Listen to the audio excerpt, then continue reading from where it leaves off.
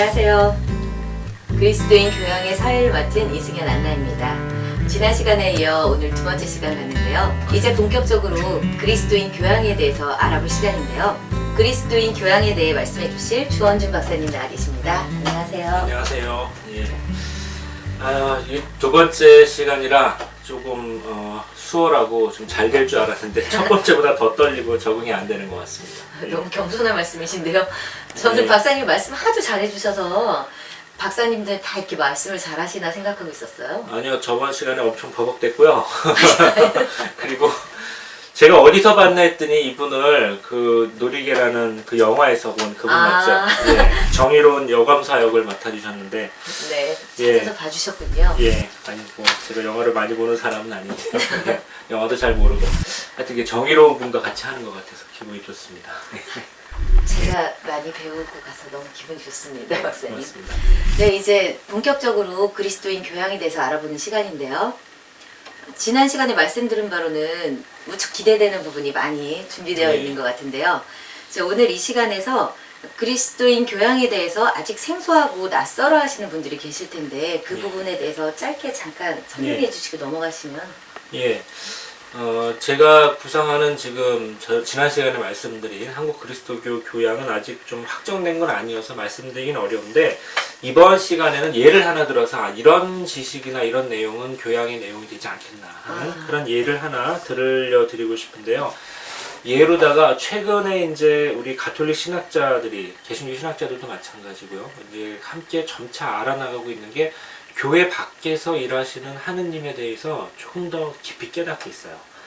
교회 밖에서 일하시는 하느님. 하느님이요? 그러니까 하느님은 당연히 우리 교회와 교회 안에서 당연히 일을 하시죠. 저를 네. 이끌어주고 계시고, 그런데 교회 밖에서도 아마 하느님의 신비가 있는 것 같다라고 조금씩 깨달아가고 있어요. 물론 아직까지 교리는 구원은 교회 안에만 있고 우리는 이제 교회 안에 있어야지 하느님을 제대로 알 수 있다, 믿을 수 있다 이렇게 돼 있는데 신학자들이 20세기 들어서 특히 교회 밖에서도 하느님은 굉장히 역동적으로 일하시는구나 하는 걸 알 수 있거든요. 그래서 제가 그거를 세 가지 축으로 나누어서 설명을 드리고 싶습니다. 교회 밖에서 일하시는 하느님, 그게 참 예. 재밌는데요. 그게 어떤 예. 건지 그럼 말씀 좀 해주시겠어요? 예, 제가 이제 세 가지로 나누어서 말씀드릴 텐데요. 첫 번째는 이제 여러분 한 번쯤 들어보셨을 거예요. 익명의 그리스도인이라고. 이제 칼 라너라는 독일 학자가 이제 만들어낸 개념인데 아마 지난 세기, 그러니까 20세기 가톨릭 신학을 대표하는 개념어 중에 하나인데 워낙 이게 큰 개념이 되어서 이걸 다 설명드리려면 뭐 엄청난 책이 필요하고 제가 여기서 이제 이 개념의 한 단편만 말씀드리면 이 개념이 구원의 길들의 가능성을 제시했다고 하는데 제가 좀 쉽게 말씀드리면 이런 비유를 이제 많이들 듭니다. 그러니까 우리 예수님을 믿어야지 구원을 받는데 예수를 한 번도 접하지 못하고 그리스도를 한 번도 접하지 못했는데 정말 순박하고 착하게 사시는 분들이 계세요. 반면에 성당이나 교회를 열심히 다닌다고 하면서 정말 양심에 털난 일을 하는 분들도 가끔은 또 계세요. 그래서 라너라는 신학자가 과연 이 둘을 놓고 누가 그리스도인이냐, 누가 예수님에 더 가까우냐. 그러면 물론 예수를 아는 사람이 어느 날 회개할 수도 있겠죠. 하지만 예수를 모른다고 하더라도 정말 그렇게 복음의 진리에 가까이 사는 분이 계시다면 이분은 익명의, 그러니까 이름 없는 그리스도인이라고 할 수도 있지 않겠냐. 네. 그래서 이 개념이 맞다. 그래서 지난 세기에 굉장히 많이 공감을 불러일으켰고 사람들한테 신학자는 물론이고 평신도들한테도 굉장히 많이 영감을 주었어요. 그래서 우리 교회 밖에서도 어찌 보면 정말 우리 교회 안에 있는 사람보다 더 착하게, 더 훌륭하게 하느님을 사는 사람들도 있겠다. 그런 존재를 우리가 부정할 수는 없겠다. 네, 그렇군요. 저희가 지나면서 예수 믿으면 구원, 안 믿으면 지옥 뭐 이런 예수 천국 불신주. 계속 듣고 살아야 되는 강박이랄까 이런 게 있었는데요. 지금 그 칼 라너 교수님이 정의 내린 게 그럼 언제쯤부터? 그분이 이런 얘기를 하신 거는 아마 1940년대, 30년대 되셨고요. 그때부터 구원의 길은 열려 있었군요. 그리고 이제 이게 2차 바티칸 공의회 때 공식적으로 이렇게 거론된 개념이에요. 근데 이제 하느님이 교회 밖에서 하느님을 느끼고 예수님 교회 이런 거 하나도 못 느껴봤지만 어떤 뭐 우리가 자연을 통해서나 아니면 자기 양심의 소리를 듣고 착하게 사시는 분이 있겠죠. 네. 우리가 그런 분들의 존재를 부정할 수는 없다. 이제 그런 거는 우리가 많이 교회 안에서 공감대가 이루어지고 있어요. 그래서 네.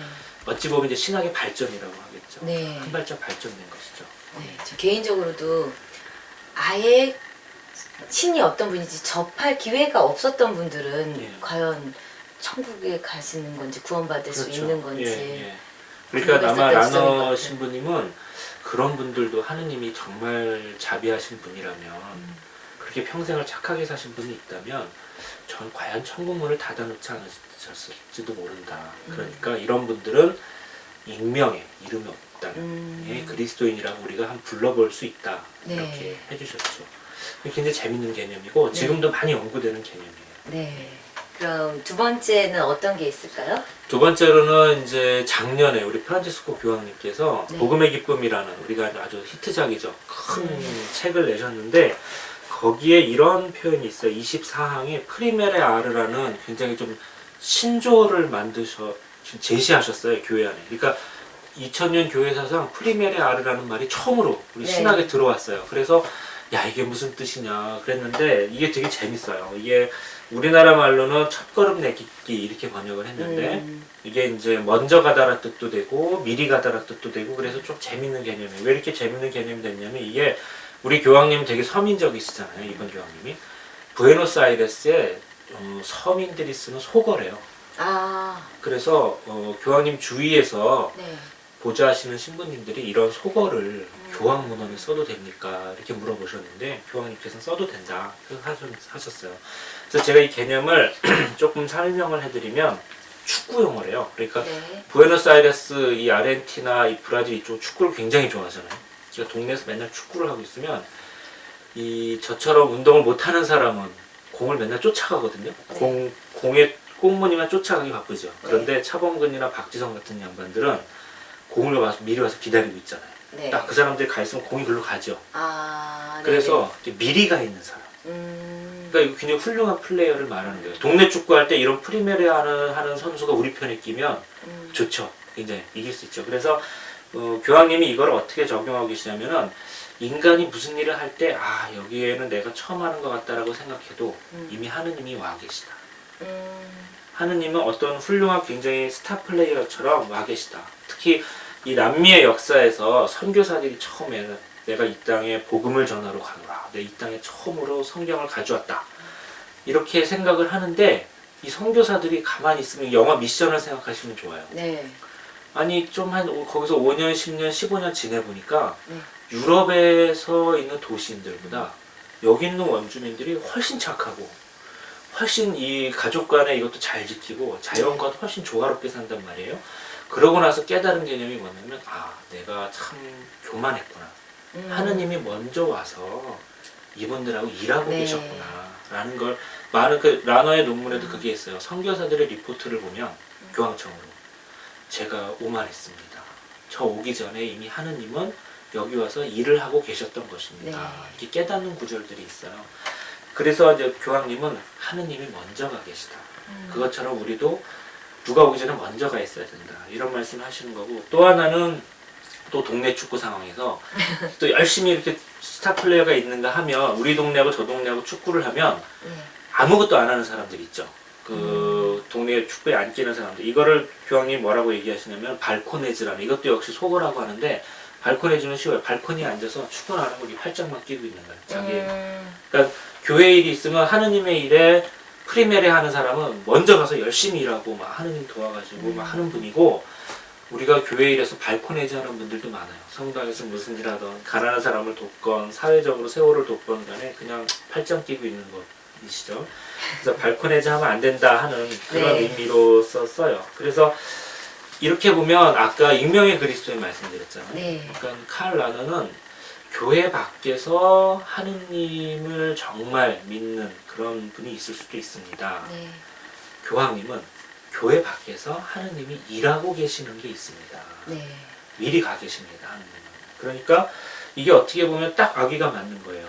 칼 라너는 인간적인 차원에서 교회 밖의 익명의 그리스도인을 성찰했다면 이번 교황님은 교회 밖에서 우리의 한계를 넘어서서 일하시는 하느님을 얘기한 거예요.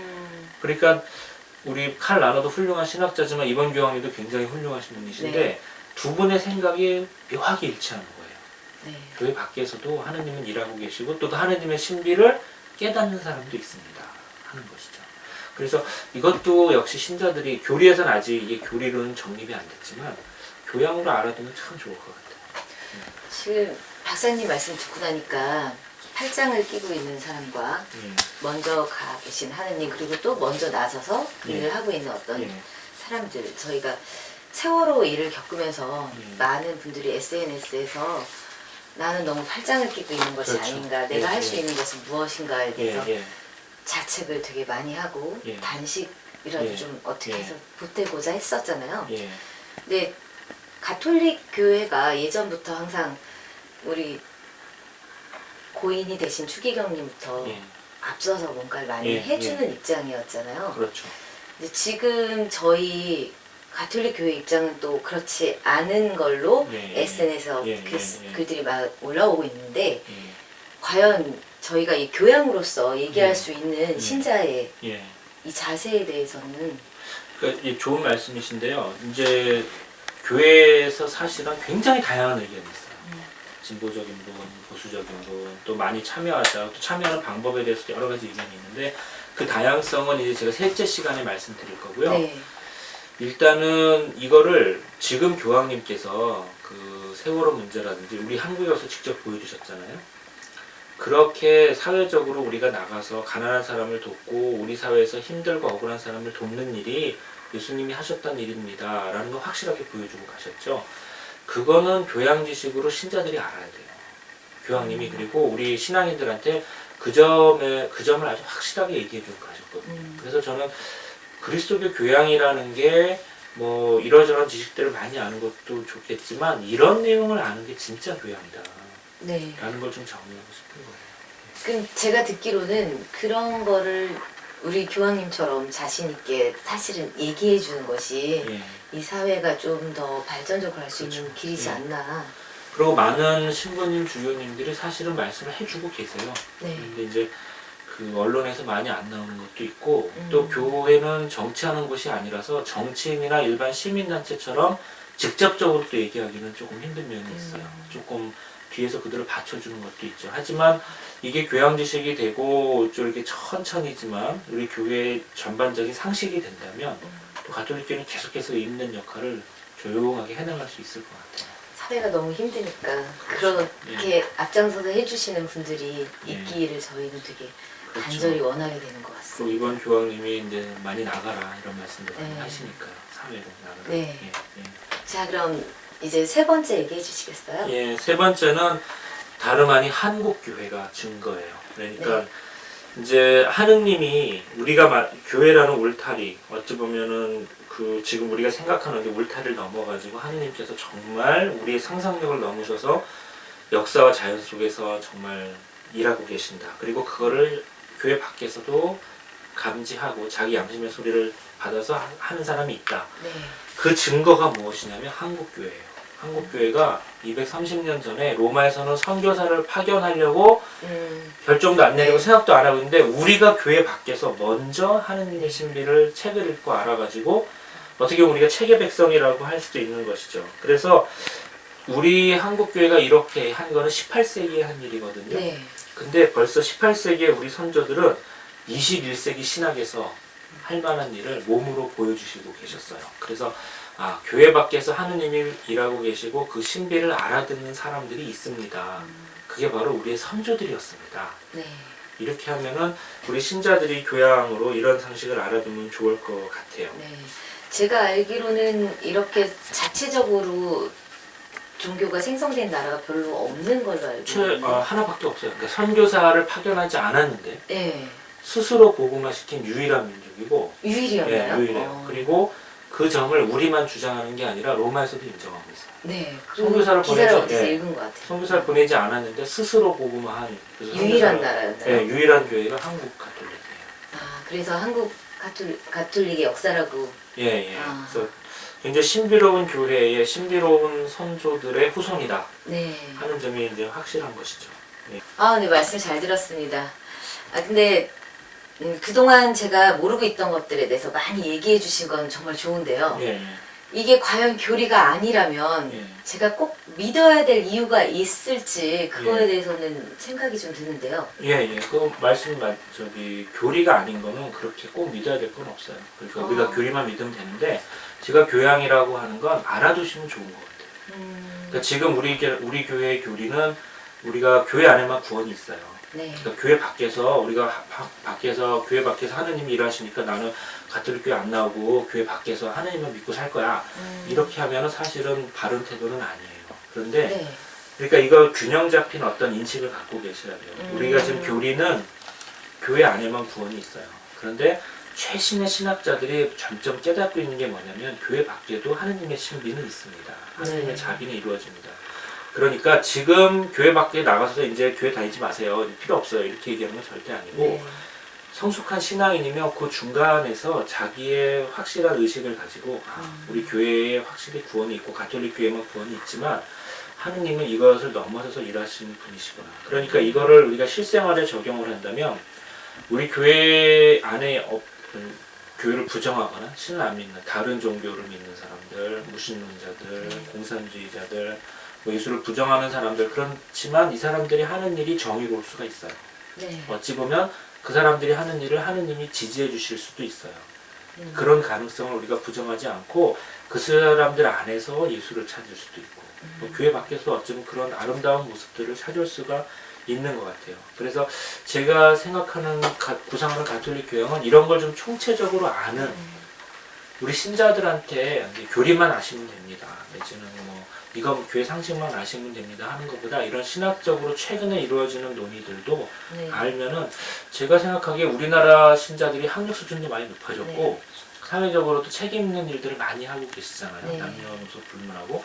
그래서 충분히 잘 알아들으실 것 같아서 그런 교양 수준이 높아지면 한국의 그리스도교 문화도 같이 이렇게 높아지지 않을까 하는 그런 생각입니다. 네. 박사님 말씀 들어보면 우린 항상 그 지점을 추구해서 가야 되는 건 맞는 것 같아요. 모든 가능성을 다 열고 예. 우리가 알고 있는 정보를 같이 공유하면서. 근데 어떻게 생각해보면 교회 입장에서는 예. 되게 두려워해야 될 논리가 아닌지. 예. 아니요, 두려워하실 필요는 없을 것 같고 실제로 평화방송이나 아니면 교회에서 나오는 서적을 보면 네. 이런 얘기는 충분히 다루고 있어요.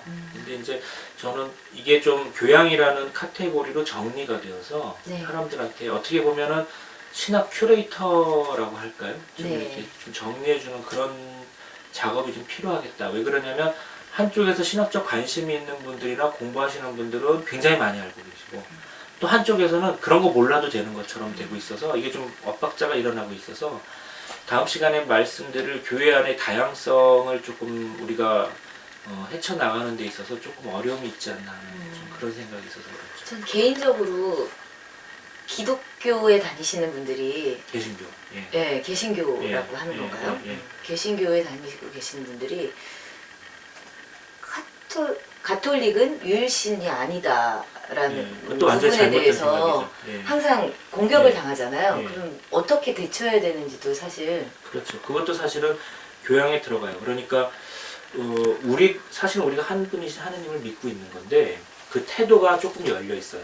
그러니까 지금 말씀드린 것처럼 익명의 그리스도인도 그렇고 교회 밖에서 일하시는 하느님이라는 것도 그렇고 가톨릭 교회는 그런 걸 조금 적극적으로 인정하는 그런 걸 부정하지 않는 입장인데 좀 막힌 유일신교라고 할까요? 그런 거 좀 폐쇄된 유일신교를 믿는 분들한테는 저희가 조금 너무 열려 있지 않느냐 하는 그런 걱정을 가끔 하죠. 그런 것도 아마 다음 시간에 기회 되면 다뤄보면 좋을 것 같아요. 네, 오늘 그리스도인 교양의 본격적인 강의 해주셨는데요. 저도 옆에서 들으면서 많이 배웠고 그동안 저희가 성서 공부를 하고 이런 거랑은 또 되게 다른 부분인 것 같아요. 제가 평소에 궁금했던 것도 많이 질문 드릴 수 있는 시간인 것 같고 우리 시청자 여러분들을 대신해서 제가 많이 궁금한 거 여쭤봐 드릴게요. 그리고 시청자분들도 궁금한 게 있으시다면 밑에 댓글 남겨주시면 저희가 충분히 흡수해서 이제 박사님한테 많은 걸 얻어내도록 하겠습니다.